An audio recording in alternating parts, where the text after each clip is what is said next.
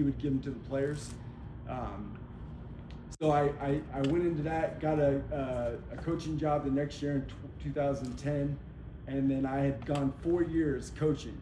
But you have to understand, like, I come from a fourth generation bus family, okay? My great grandfather started a bus company in 1952, okay? So like none of my family coaches, okay? So that, in my vision of like what I was gonna do with my life, coaching was never what I saw for myself. And so my dad came to me in 2013, the 2013 season. We had a good year. I was at the San Diego Chargers, coaching on defense actually, as the assistant linebackers coach under Joe Barry and John Pagano. Mike McCoy was the head coach. And my dad came to me and said, I'm opening a brand new branch of the business in San Francisco. And it had been based in Modesto, California for forever. And so I'm opening this new branch of the business. Do you want to come help me? And so I thought about it all throughout the season, and then we ended up getting knocked out in the divisional round of the playoffs by the Denver Broncos, and I ended up saying, okay, I'm going to do it. So I went and did it, and my dad made me start as a shop assistant. I moved to a safety officer. I got my license. I got a SPAB certificate. I became a commuter shuttle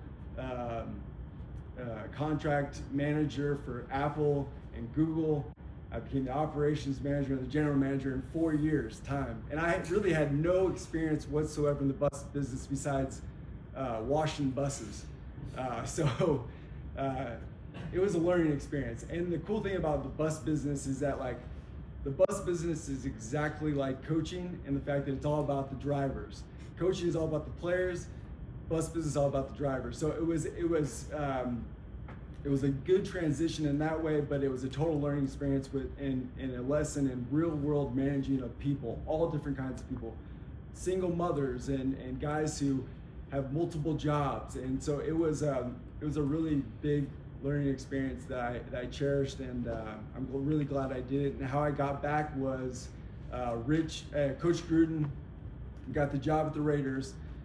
Coach Gruden went to Rich and said, you can have any assistant you want. Who do you want? And Rich said Byron Storr. So that's how I got back in.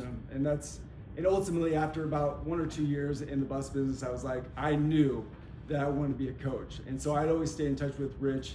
And so when the opportunity presented itself, I had to have a really tough conversation with my dad, because once you get in the family business, it's hard to get out. But I think hopefully I made the right decision. So.